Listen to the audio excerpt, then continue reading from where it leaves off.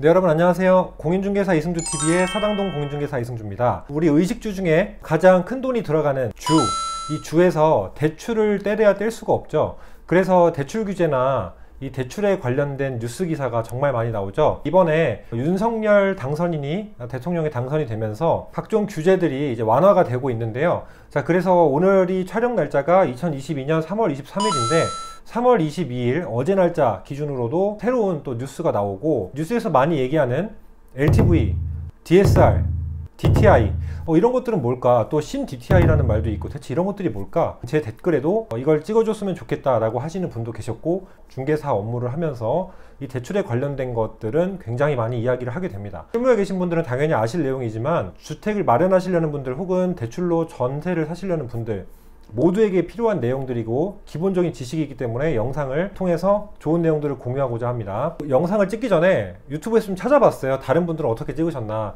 근데 대부분 굉장히 고퀄리티로 영상을 편집하시고 막 그래프 뭐 이런저런 표 막 하셔가지고 잘 만드시는데, 저는 사실 컴맹이라 웬만하면 말로 하도록 하겠습니다. 그 부분이 좀 죄송스러운데요. 대신에 말로 이해가 확실히 될 수 있도록 얕지만 넓게 설명을 드릴 수 있도록 하겠습니다. 자, 왜 얕지만 넓을 수밖에 없냐면, 이 규제들의 용어에 대해서 설명을 정리하는 거지 깊이 들어가기 시작하면 결과적으로 이 돈을 내어주는 것은 실제로 이 핵심의 키는 은행이 갖고 있어요.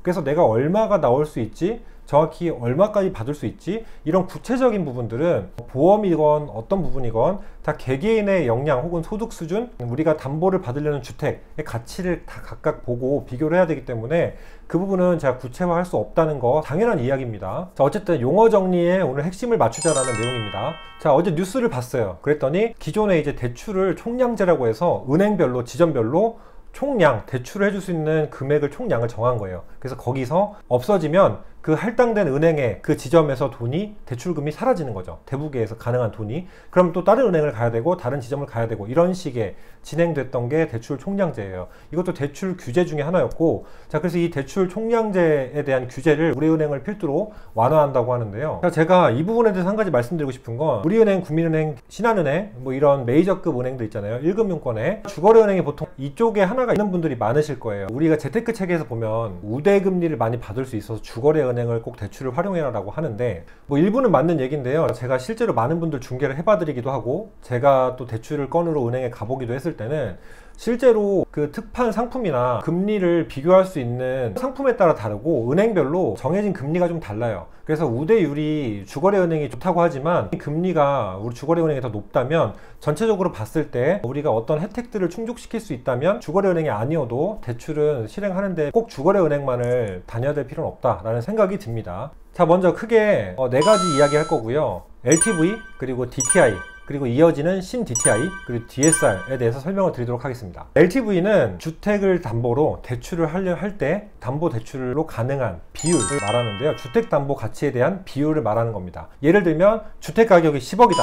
60%다 LTV가. 자, 그렇다면 10억에서 60%의 담보가치를 대출로 해준다는 겁니다. 이자율이나 우대금리를 포함한 최종 이자는 고려하지 않습니다. 그러면 10억에 60%니까 얼마죠? 6억입니다. 자, LTV 비율이 60%일 땐 6억이 되는 겁니다. 지금 이제 윤석열 정부에서 개편하려고 하는 게 LTV 비율을 80%까지 늘리겠다라고 하죠. 한마디로 LTV는 주택을 담보로 대출을 내주는 비율인데요. 주택이라고만 할 수는 없고요. 부동산 담보 비율이에요. 한마디로. 주택이라고 흔하게 얘기를 해서 주택담보 비율이라고 하긴 하지만, 정식적으로는 부동산 담보가치에 대한 비율입니다. 건물도 마찬가지고, 토지 있죠. 건물이 없는 토지, 그런 토지들도 다 LTV가 가능합니다. 비율 적용이 가능하고요. 그 다음에 상가도 마찬가지입니다. 상가는 집이 아니잖아요. 집이 아니어도 마찬가지고, 오피스텔도 마찬가지입니다. 그래서 오피스텔은 LTV 비율이 규제가 적다라는 말들, 상업용 오피스텔은 특히 그렇다라는 말도 들으셨을 거고, 토지나 상가는 아직 LTV 규제가 적다라고 하는 걸 들으셨을 텐데요. 지금 주택 LTV 비율이 낮아서 규제가 심했던 거지,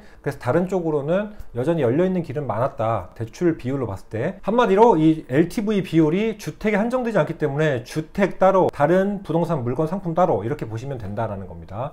자, 두 번째로 DTI입니다. DTI는 뎁트가 빚이에요. 우리 소득 대비 부채 비율이라고 합니다. 그러니까 소득이 얼마인데 내 그 중에 부채가 몇 프로인가 라는 거를 산정하는 건데요. 그러니까 소득담보로 대출이 몇 프로 나오는가 인데요. 자, 예를 들면은 DTI 비율이 40%라고 쳐볼게요. 연봉이 5천만 원입니다. 그랬을 때 DTI 40%면 5천만 원 곱하기 0.4를 하면 되죠. 2천만 원입니다.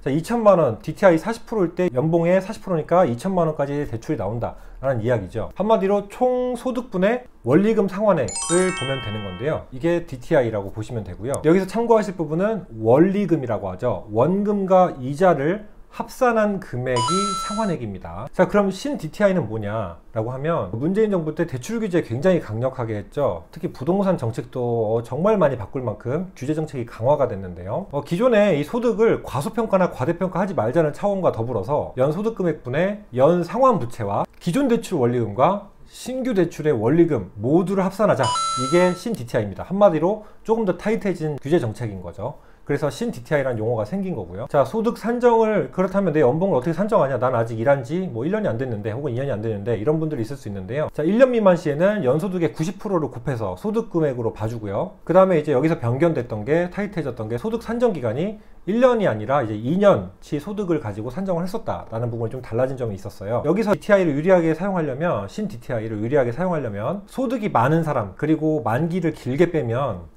만기를 상환일시를 길게 빼면 대출금을 많이 받는 게 가능하겠죠. 그 부분이 대출을 많이 받을 수 있는 방법이었다라고 볼 수가 있었어요. 한마디로 LTV는 주택을 담보로 한다, DTI는 소득을 담보로 한다. 자, 이제 그 다음 DSR이에요. 채무 변제율인데, 한마디로 총체적인 대출을 가지고 상환 능력을 보겠다라는 겁니다. 이게 한마디로 대출 쪽에 이 모든 거를 다 계산하겠다, 당신의 대출이 얼마인지 다 계산해서 합산해서 내겠다, 이게 DSR입니다. 그래서 DSR 규제라는 얘기 들어보셨을 텐데요. 자, 한마디로 총체적 대출의 비율이라고 보시는 거예요. 그리고 원금 플러스 이자의 상환 액수를 파악하는 건데요. 자, 여기에는 우리 다른 재산인 자동차 할부가 있는지, 그리고 학자금 대출이 있는지, 다른 신용 대출이 있는지, 그리고 다른 주택 담보 대출이 있는지, 이런 모든 여건들을 다 합산해서 보겠다 라는 게 DSR입니다. 한마디로 DTI랑 좀 비슷하기도 한데, 이 원리금 상환액 부분에서 이 DSR은 다른 모든 부채와 원리금을 다 합산하니까 DSR이 훨씬 타이트할 수밖에 없는 겁니다.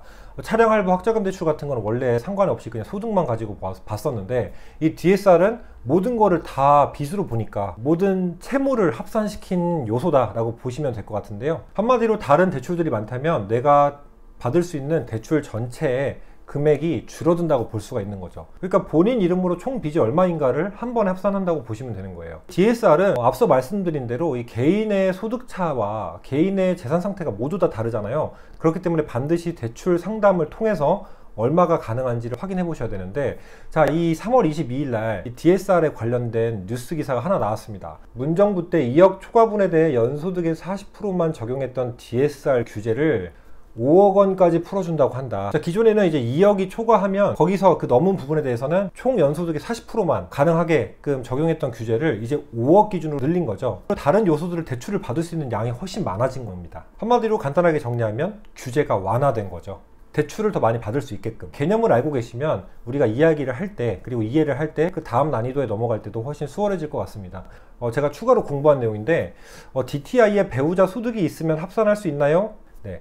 배우자 소득이 있으면 합산할 수가 있습니다. 그러니까 DTI 비율이 높아지는 거죠. 그러니까 우리가 대출받을 수 있는 소득 금액이 높아지니까 비율적으로 봤을 때 금액이 높아지는 겁니다. 자, 근데 단 문제는 법적인 법률론 관계 배우자가 다른 주택담보대출, 주담대가 있으면 합산이 안 된다는 거 알아두세요. 대신에 주담대 외에 뭐 다른 대출이 있는 것은 상관이 없습니다. 이 DTI 같은 경우는 그렇죠. DSR이랑 좀 다르니까. 그리고 또 하나 추가 질문인데요. 신 DTI는 소득이 장래 예상 소득으로 바뀌었다고 들었습니다. 그러니까 젊을수록 우리가 소득 예상 증가 소득이 높아지잖아요. 젊을수록 일반적으로. 요즘에는 뭐 사회가 힘들어서 꼭 그러리라는 보장은 없지만 일반적인 관념에서, 자, 그러니까 젊을수록 젊은 사람이 나이 드신 분들보다 소득을 더 쳐줄 요건이 있다라는 거고요. 지금 현행상 소득의 정점을 40세 정도로 본다고 해요. 핵심은 어쨌든 돈을 내어주는 기관은 은행이고, 은행에서 개인적인 상담을 받으셔야지 가장 좋지만, 자, 우리 LTV, DTI, DSR 개념 정도는 알고 가자 라는 게 취지였다는 거. 윤석열 대통령 당선인이 최근에 당선 후에 현재 지금 제가 체감하고 느끼기에는 부동산 시장이 별로 이렇게 움직임은 아직은 없습니다. 하지만 이 대출에 관련된 부분이 세금만큼이나 민감하고 실제 주거 요건에서 굉장히 거래량에 영향을 많이 미치는 요소이기 때문에 제가 이 부분을 꼭 여러분들에게 이번에 한번 알려드리면서 늦었지만 후발주자로라도 제 영상을 보시는 분들을 위해서 간단한 개념 정리를 하고 싶었습니다. 오늘도 시청해주셔서 감사하고요. 여러분, 오늘 영상도 도움 되셨길 바랍니다. 감사합니다.